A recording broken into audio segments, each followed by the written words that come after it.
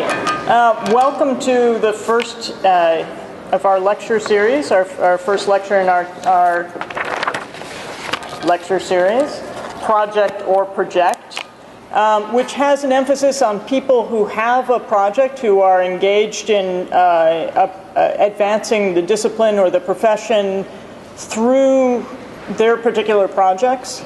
So it's a series that really showcases people who offer something to move the discipline forward, not people, I've sort of said no one can come and lecture who's just going to get up and say next, next, next, and show projects, show slides.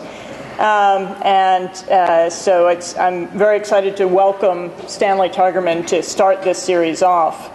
As a little bit of housekeeping news, for anyone who's not from Rice, and actually I don't think we have too many people like that in our audience tonight, but we have succeeded in getting us to be part of the Arts at Rice parking permit, which means that you can get a parking permit for the lecture series if you go to the parking office and ask for an Arts at Rice parking permit. I also want to announce that Monday, Sue Fujimoto, who's the Spotlight winner for the RDA Prize, the RDA Spotlight Prize, is going to do a Brocken talk with us Monday at 4 o'clock. I realize it's Labor Day, but if anyone's around, he'll be available to talk with us. He's a young Japanese architect, very dynamic, very successful, and he's giving a talk as part of the RDA on Tuesday night at 7 o'clock at the MFA. I think they have a reception beginning at 6 o'clock before that. So you should all go to his lecture. The Rice students get to go in free. So that's Tuesday, next Tuesday. And our next lecture is Tatiana Bilbao, who's coming to us from Mexico City. And her lecture will be called Working in Public, which is next Thursday at 5:30. So Stanley Tigerman, who's a partner at Tigerman McCurry in Chicago, was elected to the AIA College of Fellows in 1973, has won a slew of awards, published a slew of books, built a slew of buildings, won the Topaz Medal from the AIA, which is a very significant medal, I think, for to call out as part of his accolades. The Topaz Medal is the AIA's highest honor to an educator. He won that in 2008. But Stanley has essentially done it all, whether in writing, in drawing, in his projects. He's a Chicagoan through and through. His oral history, which is on the Burnham Library website of the Art Institute of Chicago, reads like an HBO script. As a quote, in response to a question that Betty Bloom asks him, who's doing the oral history, Tigerman says, "You know very well, and you're not fond of these attributes or the nature of my persona. I tell the truth. I don't euphemize a goddamn thing. I'm very direct, okay?" Which pretty much characterizes Stanley, as the students in the Brocken talk earlier got a little sense of. Stanley has an interesting history that he grew up in Chicago, went to MIT, flunked out, except for his English course, which I think is important to remember.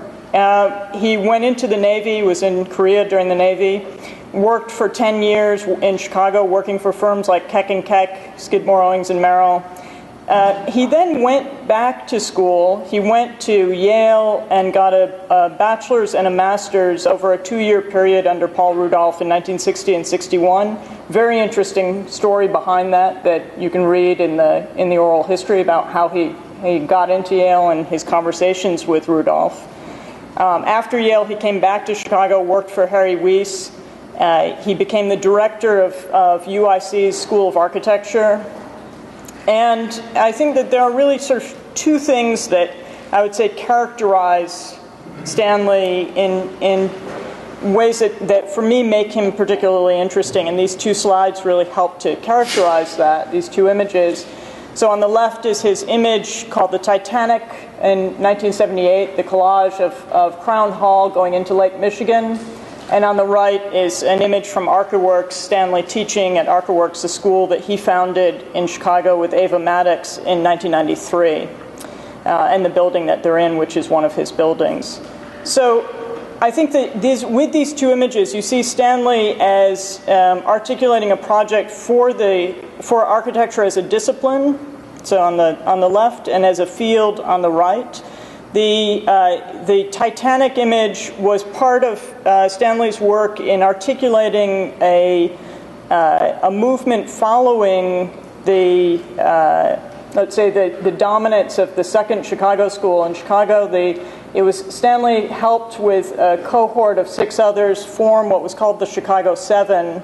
This was with James Ingo Fried, Tom Beebe, Larry Booth, Stuart Cohen, James Nagel, and Ben Weiss, which was Chicago's answer to the Whites or the Grays, which was an interesting group, not because it was a collective of necessarily like-minded designers in terms of style, but a group that essentially coalesced to form a response to a dominant architectural style at the moment, which was the followers of Mies. And they grouped together to try and articulate a different shift in Chicago's architecture. As he argues in his oral history, that was not a movement against Mies, but against his followers because of the stranglehold that they had upon a moment in Chicago history. So on the one hand, there was an articulation of a movement, which I would say sort of opened the door to a particularly Chicago form of postmodernism and a public language of architecture. And then on the right, with the foundation of MarkaWorks in 1993, which is an interdisciplinary design school, it still continues, although he stepped down last year as its head, as its co-founder. ArkaWorks is an interdisciplinary design school with a 1-year course that's a post-professional course that leads to a certificate in social and environmental design. And essentially is a school that tried to, and has succeeded, I think, in trying to find a voice for an intersection between design and social and environmental causes. So it's a school that takes on 1 project a year, and they've taken on projects which vary from essentially an AIDS medication carrying case to the 2016 Olympic bid. So ranging from an incredibly small scale to a very large scale, but essentially a range that reflects a link to the city. So both of these sides to Stanley show a commitment both to architecture and to its social causes. I think that part of what I've always admired in Stanley is also his commitment to a younger generation as a figure who's helped open doors to a lot of architects in Chicago, particularly the younger ones. And as someone whom I've worked with primarily on text, I will say that he's someone who keeps people busy and keeps people honest. So I welcome Stanley and look forward to hearing him talk about ethics and morals.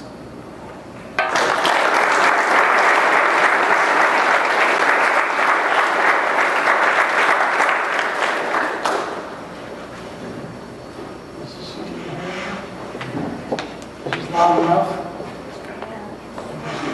I have some voice problems, so I hope it's loud enough. Thanks.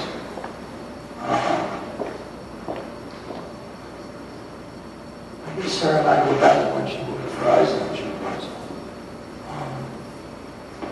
But over the years, my more recent relationship with her is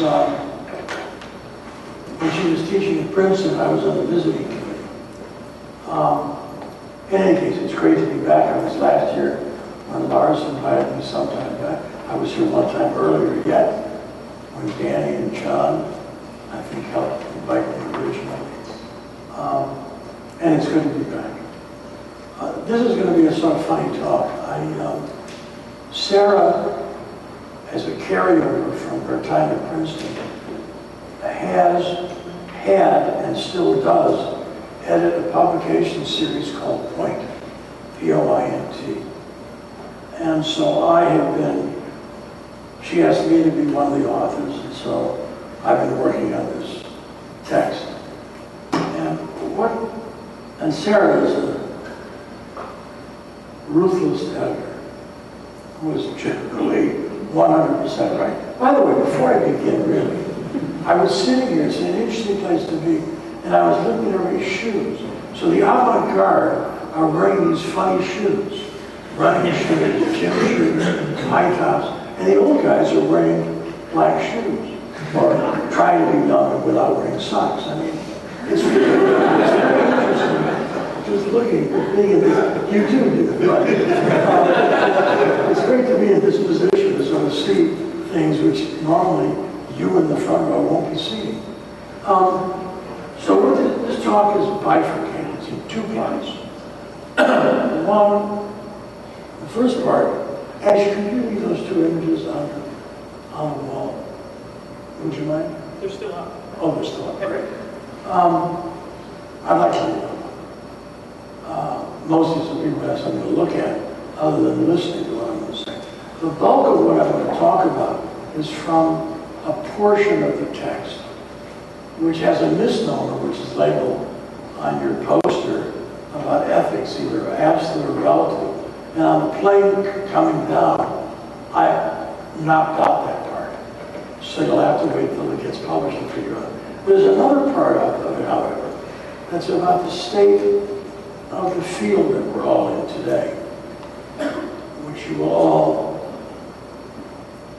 understand if not appreciate. But then, as I told the few students, 15 or so that I was sitting and talking to earlier, I also, one of the great things about practice is you get to be vulnerable.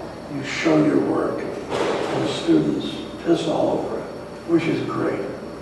So this will end with some 13 images, in a very particularized images. But I want to start out, and I'm going to do what you told me to not do, which I'm going to read. I know which is a nightmare. We'll see how many people can stand it, for how long. A part of this text is about the nature of where we are in architecture today. And it begins with Sam Mockbee, before he died in 2001. He once said, if it has moral merit, it deserves the title architecture. Let me say it again. If it has moral merit, it deserves the title architecture. But recently, I saw it in Sarah's office. She had a copy of the most recent publication of the JSAH, the Journal of the Society of Architectural Historians. And the current journal has an article by Andy Shank, which is called Breaking the Taboo, Architects and Advertising in Depression and War. It's in volume 69, number 3, September 2010, the JSAH. And it's a sort of, for me, an unbelievably depressing piece because it's written in the way that historians write. It's detached. He writes it as a witness, that he has nothing at stake. And what it does, it establishes the background of commodification in architecture today. And in a way, by having distance, sort of rationalizes or justifies the position of corporate area architecture in the era of commodification. So that's the way I'm going to start this thing. What's that? That's for the video recording. Oh. So at the close of the first decade of the 21st century, architectural education in the United States bears little resemblance to anybody's idea of enculturation. Instead, it looks suspiciously like architectural practice in its most vocational or occupational model. Students of architecture who are preparing to enter the workforce are required to take the kind of pragmatically driven coursework while they're still in architecture school that presumably would enable them to hit the ground running upon graduation.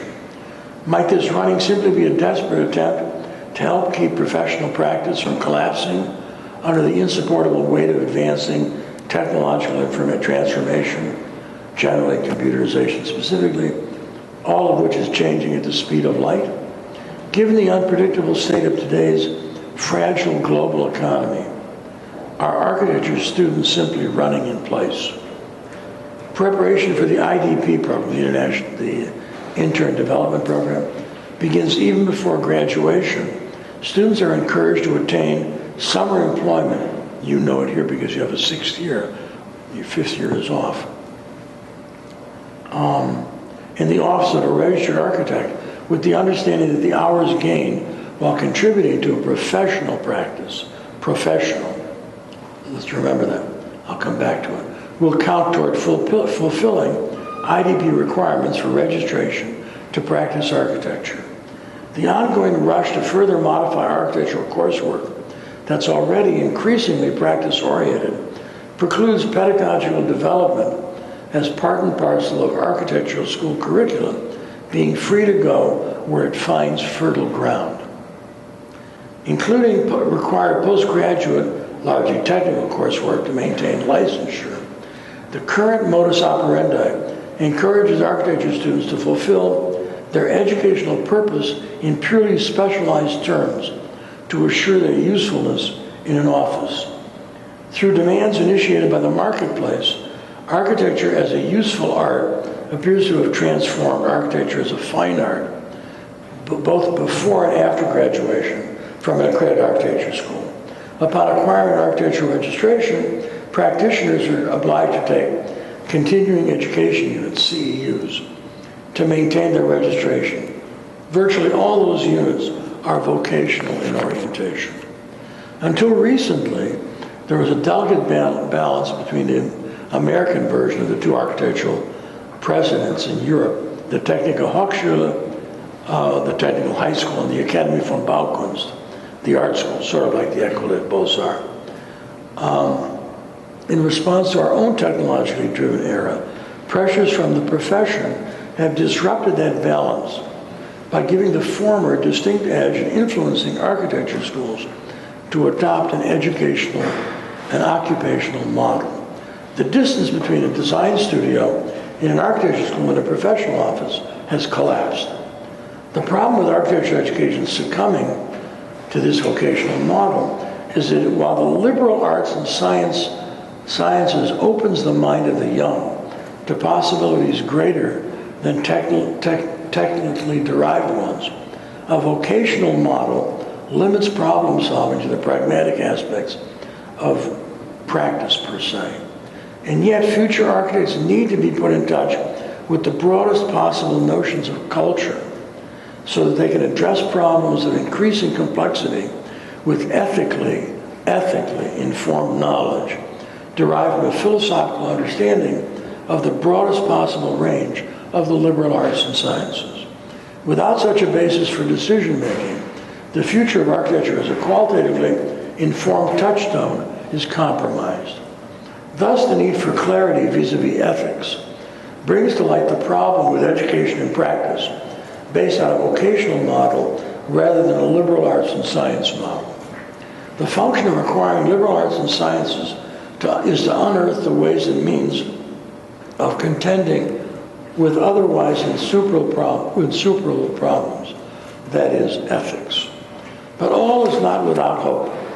In the final quarter of the 20th century, which you'll find this interesting, I think, and in response to an increased interest in post-structural critical theory by some faculty teaching in some architecture schools, a number of intellectuals without portfolio entered the Architectural Academy as teachers and studio critics, where they generally found a positive, welcoming response to their scholarly approach to architectural education. I'll give you some examples. Joan Kopchak at SUNY Buffalo, Catherine Ingram at Brooklyn's Pratt Institute, Jeff Kipnis at Ohio State, Sylvia Levin at UCLA, Joan Achman at the Philadelphia University of the Arts, Sanford Quinter at Harvard's Graduate School of Design, Michael Speaks at the University of Kentucky, and Robert Somel at the University of Illinois Chicago, are among those who have had an impact on architecture education without the benefit of that type of education themselves. Though small in number, collectively they've had an immensely disproportionate influence on curricula in the Architectural Academy.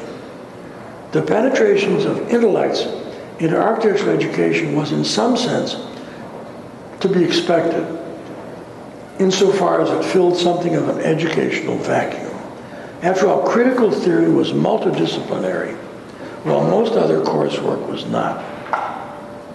In other words, it represented a broader intellectual platform. I'm going to skip that. Yet that flurry of curricula-based activity in the 80s and 90s remained unfulfilled as the Architecture Academy lapsed into an occupational model in response to demands from practicing professionals whose frustrations with rapidly changing software methods specifically, and technology generally, is reflected by their seeking help from architecture schools in the ongoing dilemma that was faced by practicing architects in the 21st century.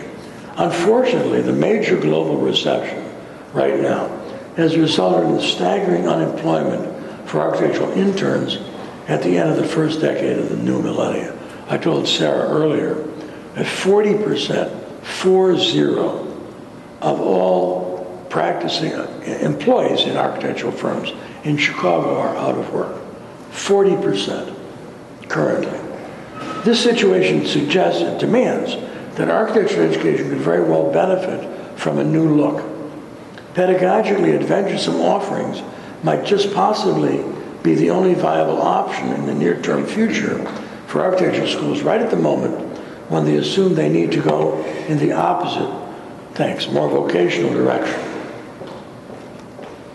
This conversation right here is actually about the influence, for better and worse, that the distribution of capital had and continues to have, both in the context of architecture education as well as architectural practice in the United States after World War II.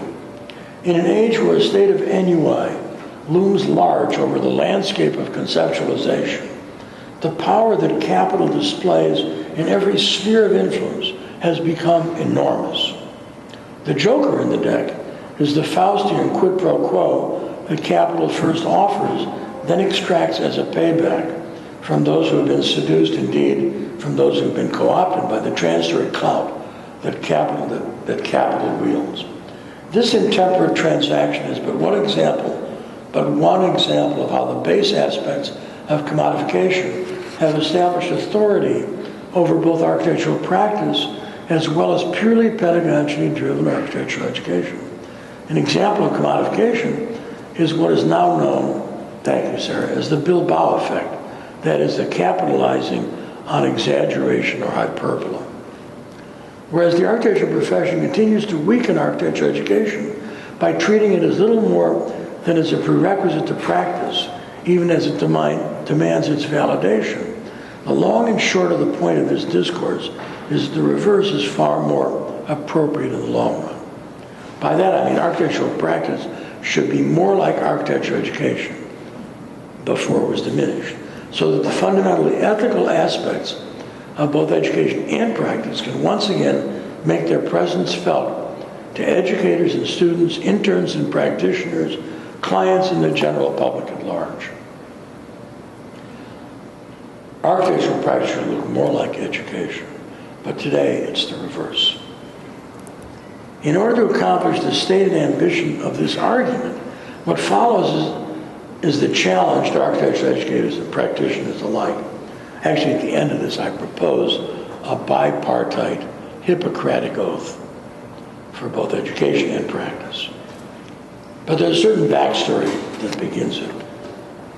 The backstory is, I don't think anyone realized that World War II, among its many other manifestations, would have the overwhelming influence that it did on the democratization of the practice of architecture. Contradistinctively, the war also had an enormous impact on the leveraging and therefore on the mechanism by which buildings were capitalized in the United States. Witness the recent subprime crisis. Up until the conclusion of World War II, architectural practitioners in the United States were composed largely of white Anglo-Saxon Protestant males. For the first half of the century, at least, 20th century, the field of architecture was a safe haven for privileged practitioners with the implicit charge that they maintained the tradition begun centuries earlier. In the U.S., architectural practice gave the impression of having the trappings, if not the imprimatur, of an elitist men's club, whose membership was restricted to those who understood their responsibilities and, when necessary, acted upon them. Before World War II, the impact of capital, money, on the practice of architecture in the United States was limited to the financing of buildings and the securing of mortgages for those who were only too glad to leverage themselves so that they could grab a piece of the American dream by owning their own home. Up until that time, capital per se, capital qua capital, had precious little impact on architectural education in the United States. Beginning in the last quarter of the 19th century, and informed largely by teaching methods initiated at the École des Beaux-Arts Paris, American architects were educated in virtually the same manner as their European precursors, with the same expectations that they would have that they established distance from the more crass aspects of building. You need to read the current issue of the JSAH on this. Reinforced for the most part by the denial of historical precedent in favor of the tabula rasa, the clean state as it were, ubiquitous international style modernism, and generally bereft of theory and criticism from the Academy, after World War II, virtually a quarter century of American architecture dramatically reconfigured the American landscape. The latter half of the 20th century saw a gradual, if imperceptible, shift of emphasis as buildings were no longer in and of themselves, but were increasingly perceived of as commodities, much like a game of Monopoly. As speculative office buildings replaced institutional edifices, values diminished, and the durability of buildings had an increasing relationship to the length of the mortgage that initiated them. I assume that everybody here that is in practice knows that the materials used in a building are in a direct ratio, a direct reflection of the length of the term of the mortgage. While institutional buildings continue to be developed, far and away the larger part of the built environment has increasingly become related to speculatively driven buildings. The Seagram building in New York and IBM in Chicago by Mies, both by Mies, are but two examples of structures, institutional structures that found new life and new mortgages, by the way, in subsequent developer-driven ownership. Chicago's Inland Steel building by SOM is now owned by a real estate consortium, of which Frank Gehry is a part, that must respond to mortgage bankers to repay their loan in a timely fashion. The 2008 and 9 subprime mortgage banking industry crisis is but the most recent example of speculation development banking run amok. The longevity of materials used to build emanate from a 20-year mortgage in the US is far different than the materials used to accommodate a 250-year mortgage. I said 250-year that you discover in, say, Switzerland. Though never entirely understood, material obsolescence was always in cadence with the length of the mortgage that financed their coming into existence in the first place. I'm going to skip a whole bunch of this, which is actually the part I'm skipping, is the part that's on the poster. So you have to read the book. I would contend that practice needs to look more like education rather than the current state of affairs where education has become not much more than a prerequisite to practice. Indeed, the symbiotic interdependence of education with practice virtually precludes any possibility that any autonomous pedagogy can come about in the first place in the academy, in school. At the same time, practice has become increasingly pragmatically driven. Thus the loathsome phrase, value engineering. Now that marketing and branding, let me say it again, now that marketing and branding have taken center stage in the built environment, architectural practice is little more than business writ large, while architectural education lingers on not only as the prerequisite to, but as well as the validation of practice. Practitioners behave as if architectural education is merely a training ground for interns coming into the field as being technologically pre-qualified in the latest computer-aided software techniques so as to become immediately useful in an office setting. On the other hand, architects do not just simply, or not so simply, design buildings. More often than not, what architects have traditionally aspired to attain is for their theories and buildings to posit concurrence with an ideal. At some level, their aspirations are represented by their insatiable craving to be in touch with, if not indeed proximate, to a divine being. It's, as it were, the cleanliness is next to godliness hypothesis. While some might say that inconsolable longing is merely melancholy nostalgia, it is in the nature of some architects who engage in such behavior as they move toward a sense of ideality by which their work is made measurable.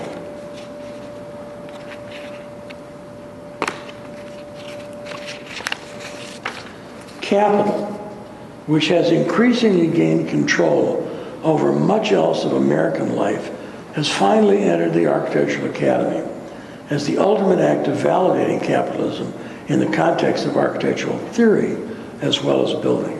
It was then that schools of architecture began to permeate practice instead of acting as a paradigm for it. The 21st century also ushered in a time that saw the rise of ethical behavior in the academy as well as in practice in two ways: social cause, and from an environmental point of view, sustainability. Even as architecture schools found reason to expand curriculum by adding coursework on project management, real estate development, construction methodology, computer-aided drafting, robotics, etc., to already overloaded coursework, they also saw fit to increase awareness of the dire straits society found itself in collectively from a social as well as ecologically responsible point of view. This cultural awareness had the additional burden of requiring yet more coursework to an already over-encumbered curriculum and a finite amount of time to teach it. I would submit that neither social cause and sustainability or capital and cultural awareness serve the highest and best interests of architectural education. They're responsive instead of being proactive. From a pedagogical point of view, the study of architecture per se has always suffered from being in the academy in the first place.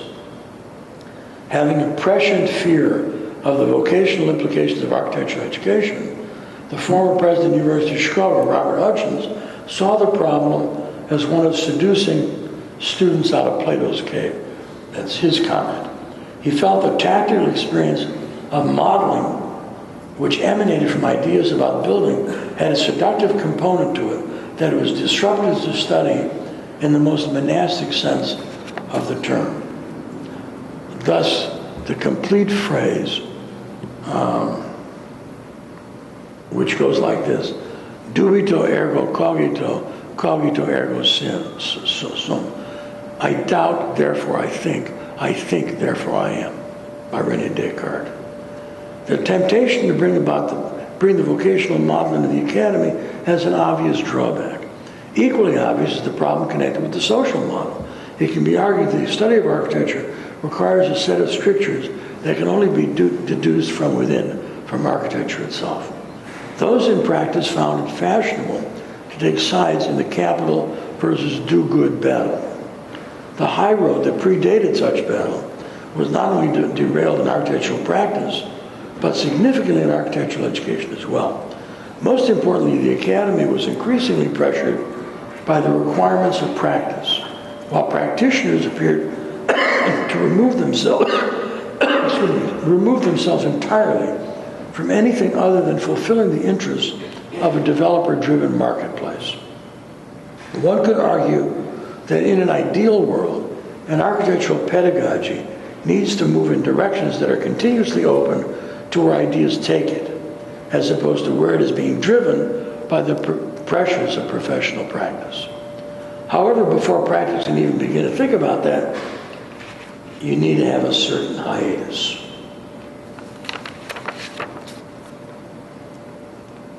So I talk about things like accreditation, NAAB, and I also talk about the AIA, which I'll get to in a moment.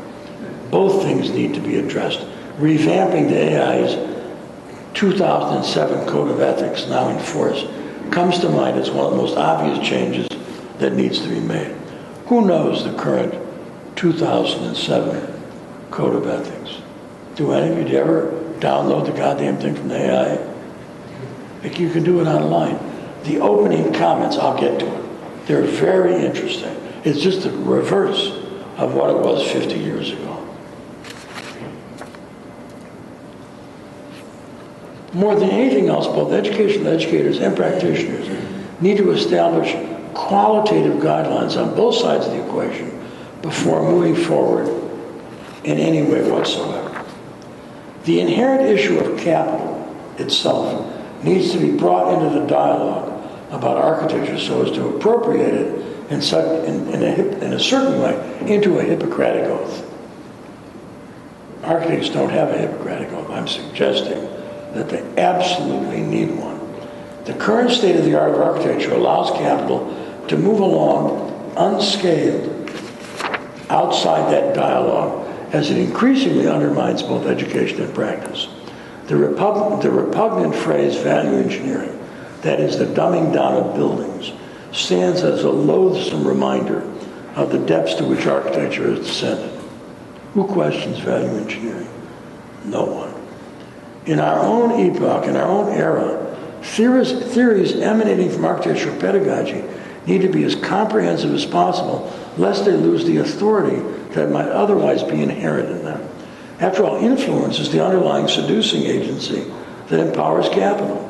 But in the spirit of those that live by the sword, die by the sword, the long-term ennobling aspects of architecture always trumps the transitory sense of power that emanates from capital.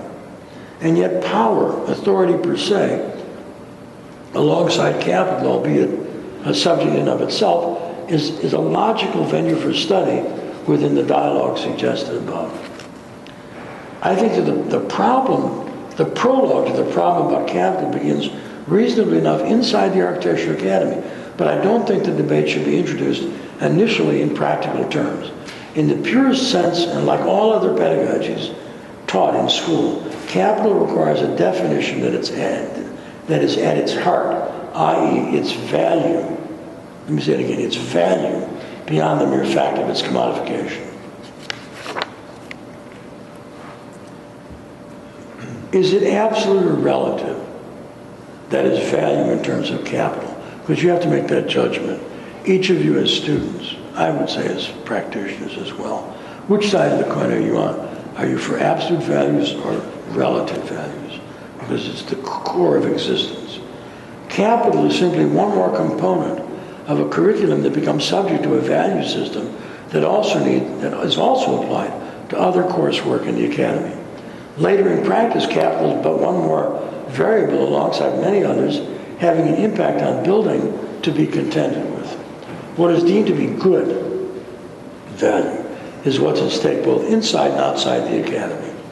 Ultimately, whichever course the architect navigates is a personal decision, but you have to stand by it, because architecture is, among other things, an unbelievably transparent discipline.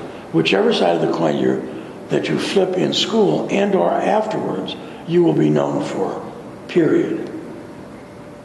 Is the student or practitioner to find that good is irreducibly good, that is value as an ideal, to be aspired to but never achieved? Is the student or practitioner, like Herbert Spencer, the philosopher of the early 20th century, is only an ideal human being can deal with, or is it relative? Capital, like barter, carries with it the appellation professional, whereas the ama in amateur speaks to the doing of something purely out of love. The problem may lie in the status given by society that agrees with the term professional. A professional is sought to provide services as the quid pro quo, as a return on the investment of principle, whereas the amateur may simply do the deed out of love. Ultimately, these choices are about principle, P-R-I-N-C-I-P-A-L, versus principle, P-R-I-N-C-I-P-L-E. It's about your principles, or it's about the principle on investment.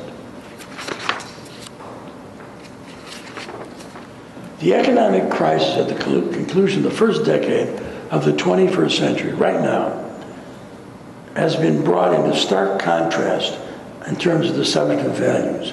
If practicing architects were less like ambulance chasers, plying their way across the globe so as to acquire work in foreign cultures, following the money, to assure continuity in their already overstuffed offices with profit margins transcending quality, and instead we're more like the academy in its incessant desire to enculturate, we would all be much better off, in my view. We're at a stage where it seems that capital gives the impression of governing all. I'll give you an example. I will not name the institution. A commercially driven donor, a very, very large international architecture firm, gave a very large multi-million-dollar endowment bequest to a certain highly esteemed architecture school with the proviso that entrepreneurial and business coursework become increasingly a subject that receive the blessings of the academy, irrespective of the mission of the school. Do you know which school it is? Good. Another top-of-the-line architecture school put into place a design studio that's not only developer-driven, but is taught by real estate developers as well. Do you know the school? Sarah, you're right out there. Architecture firms are scrutinized, this is what's going on today, by mergers and acquisition investment banking specialists who analyze their viability as to whether they are sound investments solely from a fiscal point of view. Large architecture firms absorb smaller ones either to reduce competition or more likely to subsume smaller idiosyncratic practitioners into larger corporations so as to enhance the public's perception about the larger firm's diverse capabilities, that is, their marketability. Development consortia, I can give you examples of this as well, invest in boutique architectural firms, taking them global, even as they have identified them quantifiably as a commodity, presumably capable of producing what is referred to as bling, pizzazz, zing, a little something extra, so as to increase the consortium's viability. Where does it all end? I always thought that architecture was a discipline where accountability to society was the core of responsible behavior. The societal responsibility defined architecture as a noble enterprise espoused by all. Ethics ruled the day. Instead, one now discovers that the professional society, the AI, that in many ways governs our field, has modified its ethics clause to engage in behavior that half a century ago would have been utterly unthinkable. As a result of a consent decree originated by the AIA in response to a challenge emanating from the United States Department of Justice and agreed to by recommendation of the General Counsel of the American Institute of Architects, I'm quoting, agreed to by the General Counsel of the AIA, the 2007 Ethics and Professional Conduct now in force includes a statement in compliance with antitrust law that stipulates that the following practices are not in themselves unethical, unprofessional, or contrary to any policy of the AI or any of its components. 1, submitting at any time competitive bids or price quotations, including in circumstances where price is the sole or principal consideration in the selection of an architect. It's not a problem at all. 2, providing discounts, or 3, providing free services. What can I say? This is a very different ethical code that was in force half a century ago. It flies in the face of what I'm now positing about general ethical behavior that descended from a much earlier time where value was innate to architectural practice, deriving as it did from standards of conduct that were themselves modeled after ethics or moral philosophy. You can look this up on the web because you can look at anything on the web. Danny, everybody's on the web, okay? A 2010 design intelligence blog entitled, "Is the Profession of Architecture Corrupt?" Taken from a guest blog by the architect Victoria Beach, who taught at Harvard at the time, digresses on the subject of corruption within the architectural profession. According to Lawrence Lessig, a very respected human being, the new director of the Center for Ethics at Harvard University, said the answer to that question is yes. They have defined as corrupt organizations, I'm quoting, that have tragic structural flaws that undermine their own purposes for being. The Harvard Center for Ethics further defines the organization that represents architects, the AIA, whose purpose for being is to create art out of the science of building, to make what is useful artful. No. It should engage, if not uplift, the individual mind and body, as well as human culture as a whole. The blog then lists some constituent features that hold the discipline of architecture back from achieving its optimum forcefulness. Bullet point: the examination of architectural licensure does not capture qualitative aspects of humane design. Bullet point: the ethical codes that the profession enforces have been diluted over the years to minimum standards of basic citizenship. Bullet point: architecture is organized under Section 501c6 of the IRS Code, which means it is a business league promoting the economic interests of a trade. You need to look this stuff up. Bullet point: architects are business people first, and professionals or artists second, if at all. It concludes by stating that ethical conundrums are posed by the very existence of an artistic pursuit structured as a professional and commercial enterprise. Taken at its face value, Harvard Center for Ethics seems to indict the core nature of architecture as is practiced in the United States today.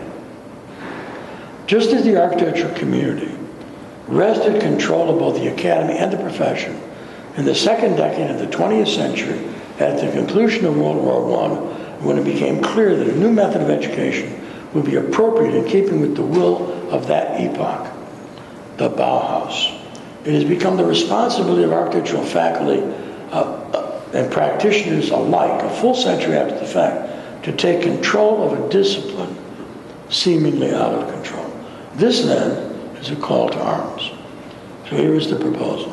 I recommend, well, I'll just read, without getting into this, I will read the Hippocratic, examples of the Hippocratic Oath, because in reviewing this, Sarah Whiting said, be specific, take a crack at the Hippocratic Oath yourself.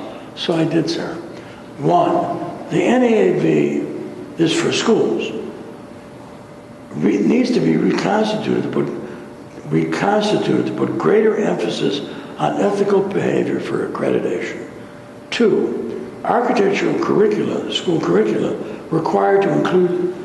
should be required to include coursework on ethical behavior taught by ethical philosophers.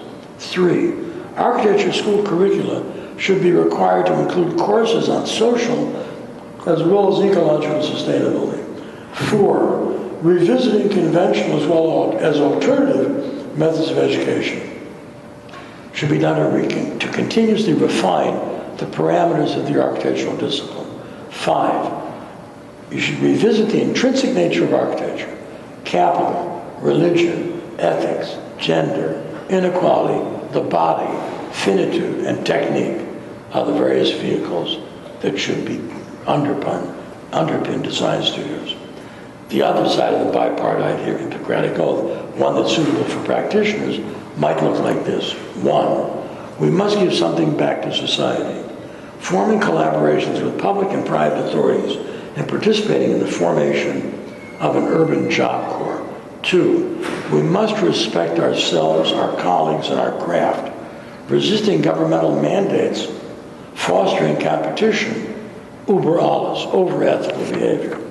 3, we must take responsibility for what we do. Resisting, think about it in the AI country, resisting insurance underwriters who replace the word supervision with observation. If you want to take credit, you need to take blame as well. You need to supervise the work. You need to be absolutely responsible. 4, we must guard against indisciplined exploitation. When profit is made by exploiting others, A discipline is diminished to that of a profession is diminished to that of a business, etc. You understand what I mean? When you bill a client on an hourly rate, if you bill a 2.5 for a times time card or 3 times time card, it's a multiple of the actual cost that goes to the employee. You have to think that over. Peer-reviewed juries conducted by reviewers with ethical as well as aesthetic goals in mind should come about. As a discipline, architecture is innately optimistic, where the fight against inertia is critical to its survival as a field of endeavor that represents the best of our or any era has to offer. That's the talk. Now I'm going to show a few images, so you get to take a crack at me as well. Can I have the first one, please? Is anybody?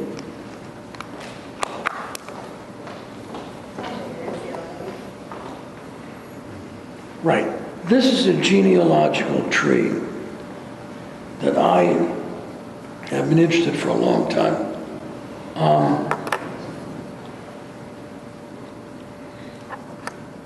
I'm interested in the cloister, the inside, and what that means. If you look back in the Cistercian monastic origins and the axis mundi, the axis to God, to heaven that is vertical, it's always been very interesting to me, whether it's done in a religious or in a secular sense. So this is a genealogical family tree beginning with a particular Cistercian monastic cathedral where the church is in one side, the chapter house and so forth, and it creates a private center. And I looked through my own work, I was forced to, in doing my autobiography, and I found that there were 12 projects over a 20-year period that actually conformed to that. 6 of them are the traditional Christian-based cloister, but some of them are secular and some of them are sacred. 3 of them are, as we talked earlier with the students, cleaving symmetrical buildings, breaking them into 2. When I was a student at Yale, Paul Rudolph failed in trying to get me to be intrinsically a modernist, which means to break out of the corner, which what Franklin Wright did in 1910 at the Wasemuth exhibition in Berlin, which was then seen by all those European architects, which arguably Mies did most to extend that thesis the furthest, of breaking out the corner. I was never able to do it because it was asymmetrical. And because of the symmetry of the body, I was unable to do it. So what I was able to do, if there is a signature in all of my work, is to actually break into 2 a symmetrical object. And then the bottom 3 are about my religion, about Judaism, and working in 3 different projects and orienting toward Jerusalem, or in turn toward the east in anticipation of a Messianic age. Can I have the next image, please? So this is the first one of the 6. This is the cloister of a project done in 1990 in Fukuoka on the South Island of Kyushu, of a cloistered space of an apartment building. So it's a profane, it's not a sacred building, which has an inaccessible center, as you can find in all sacred cloistered spaces. You can never reach the center itself. Next one, please. This is a cloister for another secular or profane space. Is a school for disadvantaged, frankly, largely African-American children, preschool in Chicago, a very tough part of the south side of the cloistered space, to protect them from the street. Next one, please. This is another cloistered project for a building that I did for the city of Chicago for children who are sexually abused. And again, in this case, it protects them from the abuser, generally their Uncle Max or their grandfather who sodomized them or whatever. 3,000 children in Chicago a year, 3,000 a year are sexually abused. So it was an important thing to do. Next slide, please. This one is for an interfaith competition, which I entered in San Francisco, which has 12 religious buildings, each oriented correctly, with then 12 much smaller spaces that you can, in a Kierkegaardian sense, convene yourself toward your own idea of a divine being, with, again, the accessible center. Next slide, please. This is the cloister of Pacific Garden Mission, which is in Chicago, which is the largest homeless shelter in the United States under continuous use. It's over 130 years old now. So it's a religious-based operation. They're all evangelical ministers. And this was oriented toward the chapel. Next slide, please. But to provide a security of a space that secures them from the vicissitudes of the street, which ultimately, as I'm sure you're aware, if you're homeless, is wildly unfriendly. This is a project we've been working on for some time. It is a master plan for children up and through, including high school age, who are intractable, who have dropped out of high school, kicked out of high school, are basically thought to be unredeemable. And this purports to educate them. So it's again a cloistered space to protect them from the vicissitudes of the street. Next, please.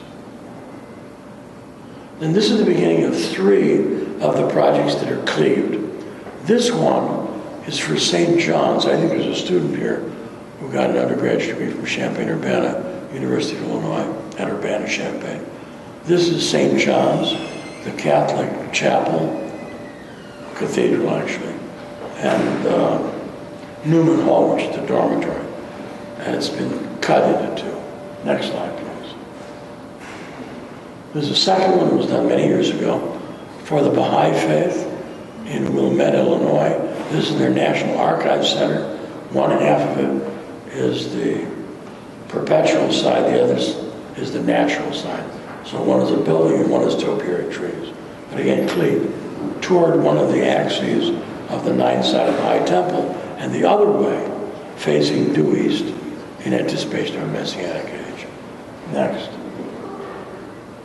This is a project in Berlin, done in 86 or 87, as a part of the Internationale Bauausstellung, the IBA, that I did a small building, which is really a little apartment building that's been cut into 2, that is painted the colors of the German flag, which means you take a big chance and you hire a Jew to work in Germany after the Holocaust. Next slide, please. And this is the first of 3 that orient toward Jerusalem. This is a little niche, actually 10 by 10 by 9 feet high.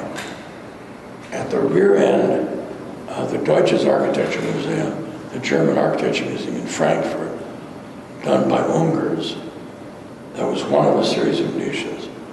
And it orients itself toward Jerusalem via a grid, which is sized to the biblical cubit, nominally a ½ meter, nominally 18 by 18 inches, with 2 trees that inhabit it. One thinks of the 2 trees described in Genesis. Next slide, please. And this is a project for a Reformed Jewish congregation that never got built, but was published in a book that Heinrich Klotz, no longer with us, published on synagogues, largely in Germany, but this is the only American one. And this actually takes the one that's on an angle, an old log lodge, which actually was owned, interestingly enough, by descendants of Philip Johnson, relatives of his, that's oriented toward Jerusalem. And puts about it a part of the first temple, Solomon's temple, circa 950 before the Common Era. And the disjunction between the two is the interesting space in my view. And the last slide is from the current Holocaust Museum that I did in Illinois, where we got an authentic 1934 German boxcar and built the building around it. And it's a space, how do I say this coachingly? Architects have always been interested in ineffability, what John Haydock used to refer to as aura. And so what kind of a space is that? This is the only one that I've been able to ever do in my life. And it's for the deceased. It's for those who died in the Holocaust. It's virtually an inaccessible void that you can't get into.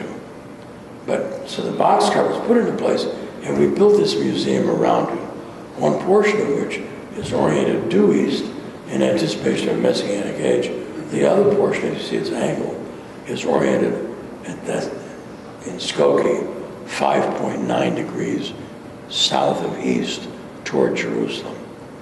Judaism has two orientations, before the coming of Jesus and then after.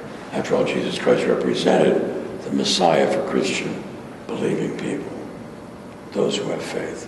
He was the Messiah. And he did enter the temple from the east in anticipation of Messianic age. For the Jews, they're still waiting for Godot. And so this is that ineffable space of in between these two buildings. That's it. Thank you very much.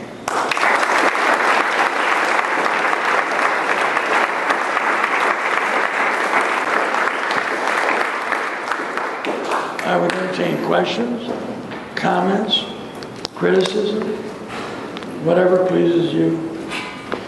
Have at it.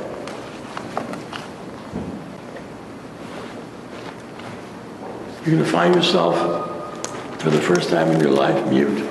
Hi, Andy. Good to see you. Sarah. I wonder if you can elaborate a little bit on your understanding of ethics for architects and to what extent you rely on religion, which is a shared cultural discourse, for establishing some sense of ethics. I mean, because in your work, and it's partly that you showed us some of your work that's tied to religious cultural institutions, but it seems like those projects rely on that shared ethical code, let's say.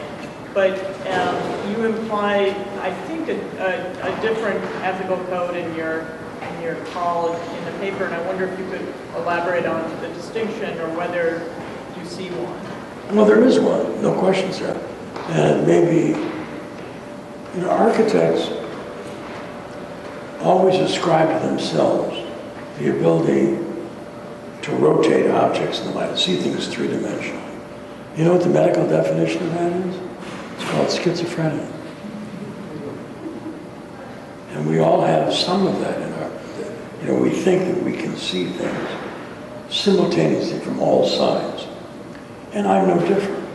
So I do, in my work, look to religion, philosophy, theology, philosophy, other sources to bring to bear as best as I'm able to on my work. But in the education of an architect, where I think one has to be, at some point, somewhat more objective and less self-involved. I think you need to seek out ethics by which architects are made to understand innately what a responsibility that is to them. I find it unusual that most architecture schools do not teach a course on ethics per se. But the fact is, in this free-based capitalist society, most law schools and most business schools do teach courses on ethics. It's interesting. Which is why I'm interested in bringing the subject of capital inside the academy, to subject to it to the same level of criticism as the aesthetics are within architecture per se. The capital needs to be brought into the academy without question and subject to the same things. Otherwise, it snipes at you from outside in practice. But I confess to the same schizophrenia, that the work is not innately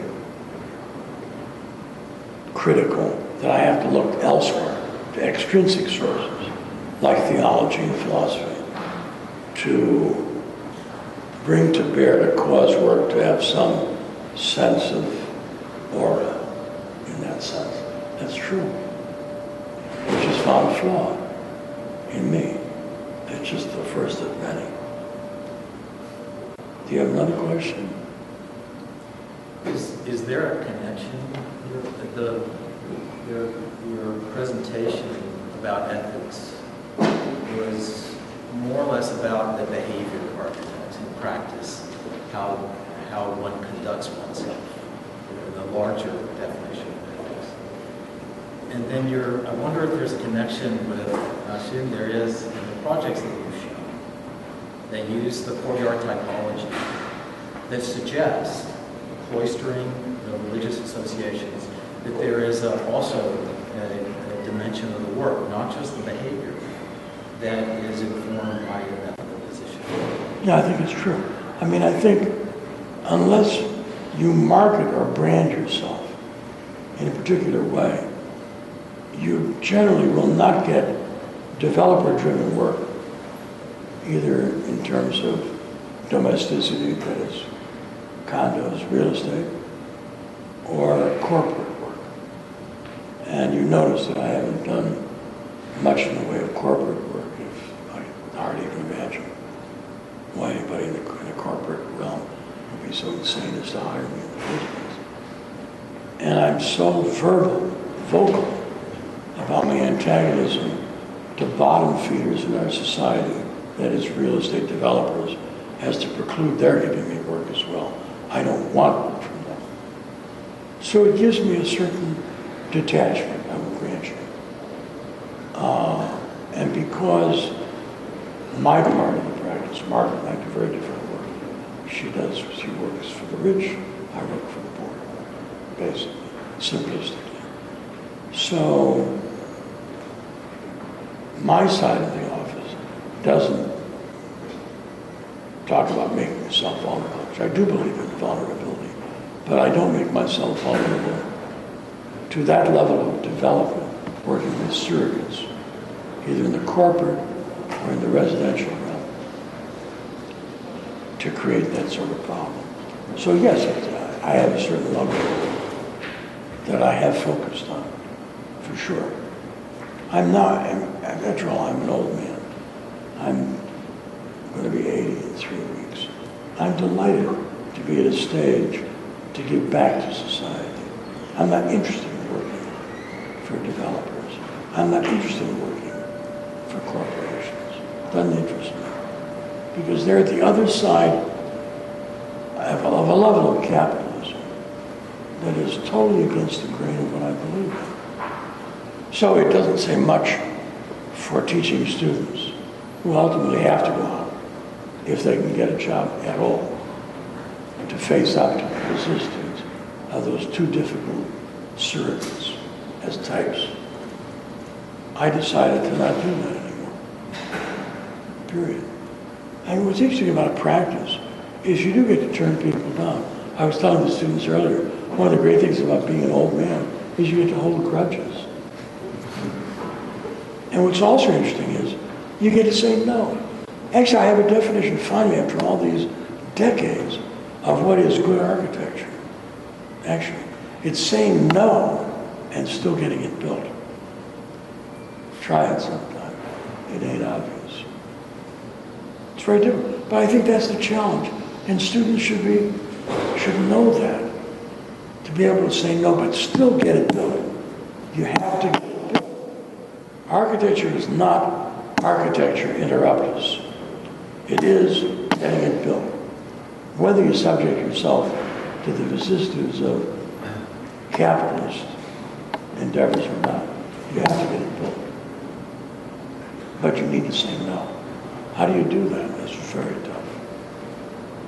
Right. A follow-up to Albert's question. I'm thinking back to the two images that were on the wall when you started, which weren't your own, that were sort of foisted upon you, let's say.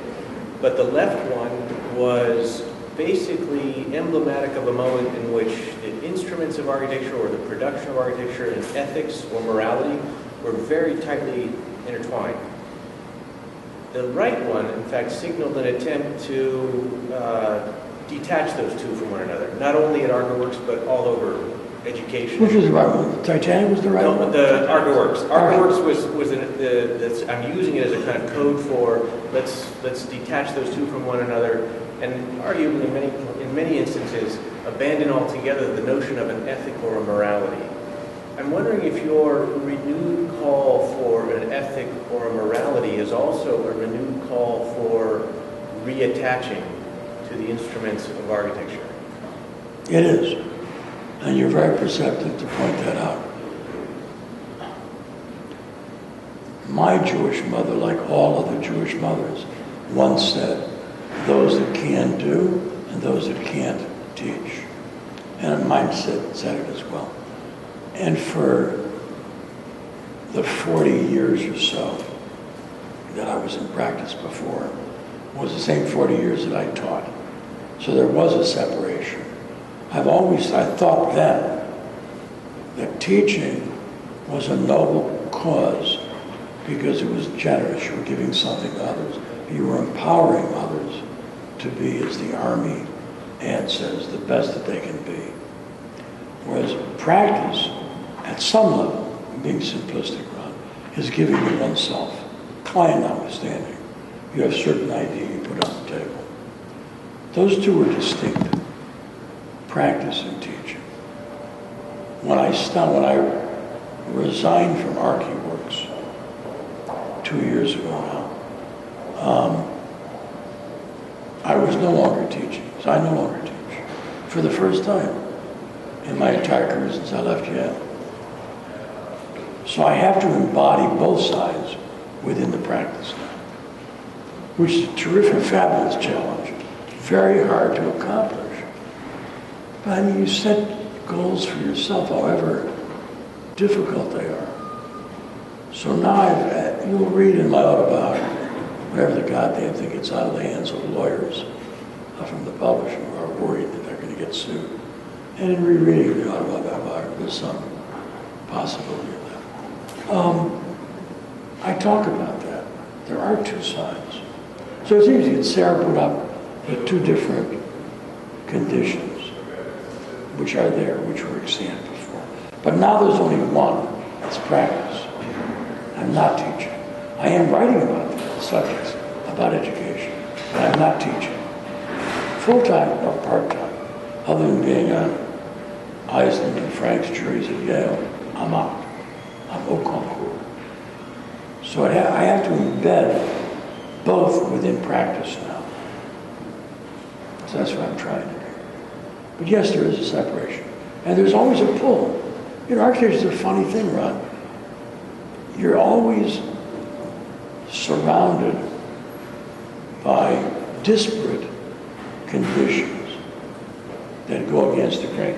On the one hand, you hear Mies van der Rohe saying that architecture is the will of an epoch, translated into space, 1924. That's the will of the epoch. You're mirroring the era. On the other hand, you're always called upon to be a kind of Pied Piper, to show a better way. So those are, if you will, opposites, unresolved opposites. I think Sarah, in editing this stuff, has made it patently clear that the age of unresolved dialectics, two opposite things, that Jane has said, we're beyond that. And we need a dialogue between these two opposite things.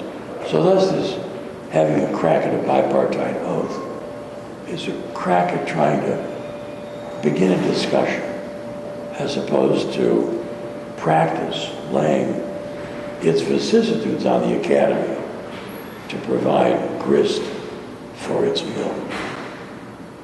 That has to be rethought. architectural practice has to be much more like the academy. The academy should no longer be subject to the vicissitudes of practice alone, in my view. Yes? I have a question about the way you're positioning architectural practice, I guess, and you're looking at this kind of span of 50 years, the kind of code of ethics 50 years ago, and the code of ethics now, which sort of makes me wonder what's changed in the practice in that 50 years. And it seems like there's this kind of skepticism or doubt with lots of the ways architectural practice is being is playing out now. Yet at the same time,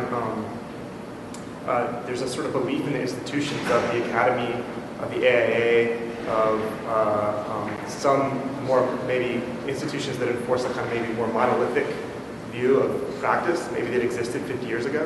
And it seems like there's a less monolithic way in which practice plays out now. And I wonder to the degree to which even the AIA is relevant as a punching bag for what represents practice now. Well, actually, I had a meeting yesterday on another subject entirely with the head of the AIA in Chicago, the executive director, a guy named Zurich Esposito. And the interest of the generation of the students here in the AIA is nil. The interest in, frankly, even become registered is close to nil. But certainly joining the AIA.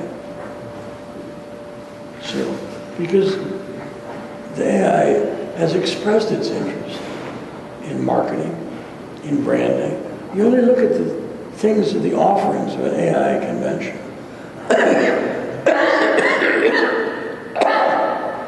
It's very different than what goes on here at Rice in school. It's all about vocational, it's an occupational model. And unfortunately, the academy, architecture schools are becoming more and more of an occupational model because of the mandate, the need for people to be technologically proficient, up to speed. It's interesting, I had 3 years ago, I hired the first time in our office a young woman from Penn State. Jim Wines had been the dean, and he said, hire her, she's very smart. She had never, the only person in recent memory that's come out of architecture school that was not computer literate. She'd never worked with a computer. So, but she learned it. But what she has is something else. She's very intrinsically intelligent. She learned those skills. The rest of our office, like all offices, is composed not only of computer literate people, but people who, as I told Sarah, we don't need to outsource tech support. Something goes wrong, the architect-trained people in the office are so literate in terms of the computer, they can fix it themselves, actually. And that's true in my office. You can imagine how true it is at Skidmore, let's say. So, architecture is different, I will grant you, as a practice than it was 50 years ago. The American Academy as well is different than it was 50 years ago or 100 years ago. Times have changed, I'm aware of that. But the commodification that has come to the table in terms of a free-based capitalist society and its demand on education, let's say, is another matter. And just needs to be rethought out. And what are your priorities? Do you prepare people to leave here and be capable in an office? Or can they answer complex questions, societal questions, as well as being computer literate, let's say, simplistically? I grant you it's a different time. There's no question about it. All that this is a call for between the academy and practice is to rethink its priorities, which is not to say that you're not rethinking them all the time anyway. I just think that you can't always be subject to the vicissitudes of the NAAP. It's made up of practicing architects, etc. When's the last time that a theologian or a philosopher was on accreditation team? I don't know that it ever happened. So it's just something for you to think about. Now, it's also true in terms of practice. Do you just go along with it, and as things become, because all the things that I made as indicting statements, I can actually tell you by examples. I choose not to, but I can name the names. I can walk the talk as well as just talking it. I can tell you who I'm citing. So both the academy and practice is guilty of sustaining itself in a recession or depression as much as anything to keep themselves afloat. And it means getting a large endowment. What would you do if you had a $5 million endowment, but you had to make it practice-based as opposed to theoretically based? It's a question. Would you turn down a $5 million? I mean, what do you do? It's Faustian. There's a quid pro quo for everything. You accept something, and something else happens that goes along with it. I just want to bring a level of consciousness to the table, both in practice and in the academy, of things that if are not brought to consciousness, you would do, not unconsciously, you would do, as we all do by rote. You do it, so therefore you do it again. Must be right. Must be the end of August, start of another school year. Again, again, again. Somebody comes up with $5 million. What do you do? Actually, it's an interesting story. Some years ago, it's Texas-based. The Bass family from Fort Worth, all of whom went to Yale. One of them was in the architecture school. Gave Yale $20 million, Yale College, for enculturating purposes. Well, Rick Levin, who was then the president as well, took the $20 million, gave it to American Studies, who in turn gave it to all the deconstructionist guys. Right? The Bass brothers hated that. They said, we don't want that. Give us our money back. And you know what? Yale gave them back the $20 million. You are not going to determine the way Yale marches to a drummer that perhaps only it can hear, but not by virtue of the endowment.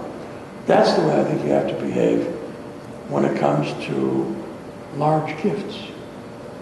Everybody is in. They give a gift, you automatically think you're self-enabled to tell the institution what to do with the money. I think that's a problem. So okay, it's a moral high road. So what? At the end of your life, if you can't walk that high road, when the fuck are you going to do it? You got to do it sometime. So I'm talking to much younger people. Do it. Actually do it. Thank you. Wait, one more question. I have one question. Your call for more ethics in the education would you say that's a purely personal appeal to people to behave in a certain way, or how do you see sort of the institution itself playing into that? Like, would you see that there is the possibility of having some sort of control institution over that? The reason I'm asking is that I know that in Europe for the last decade roughly there has been this discussion raging on about the nature of the public education system, the public institution as such, and the commercial interests pushing into that. And I just wonder if you sort of would distinguish between the public versus the private institution in general, or whether you see a future for things such as a public institution.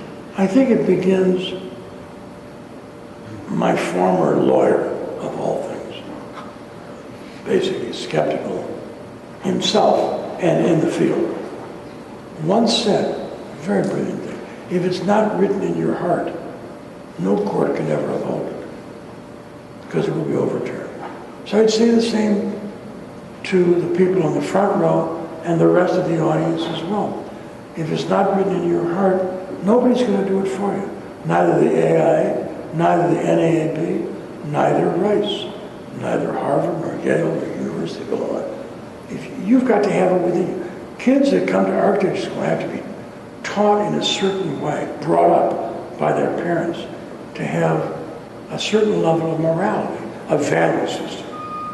So what this is a call for is an appeal to reinstitute values and not succumb to the basest, most crass ways that commodification is laid upon practice and the academy. I think you have to do that. And if the kids don't bring it to you, you have to bring it to them. And you have to do it again and again and again. Socrates talked about habituation. You have to make it a habit. You have to do it again and again and again. Self-similar, however highfalutin, value system, and make it a part of your own being. I'll conclude with a very interesting anecdote. My wife, who I love dearly, once made such a boo-boo of such magnitude, I can't tell you. And I don't mind telling this behind her back, because I always tell it to her face. One night, probably 4 years ago now, the evening began at a meeting at Jones High School on the near south side of Chicago, a public hearing about the Pacific Garden Mission, the homeless shelter. And they were trying to do something. And I was, as their architect, trying to do something to support them. If need be, to go to court to take their case against the city of Chicago. And I was talking very highly moral ways, right, about homelessness. Later that night, we went to the opening of a certain architect in Chicago, a certain gallery. And as we came out of the gallery late at night, here was a homeless guy, very aggressive, panhandling us. And Margaret basically abused the shit out of him, saying, "Why are you doing this?" I said, "Margaret," afterwards, "are you crazy? You just came from a meeting, for Christ's sake, where you're trying to be user-friendly to the homeless. Then you're turning right around and throwing it in the guy's face." I love Margaret, and Margaret's a very good architect. And Margaret does not market or brand herself. Margaret cheats downward on her time card because she thinks she spends too much time to really build that amount of time to clients. So Margaret is innately, intrinsically, a good human being. But that night she lost it. Thanks a lot for paying attention.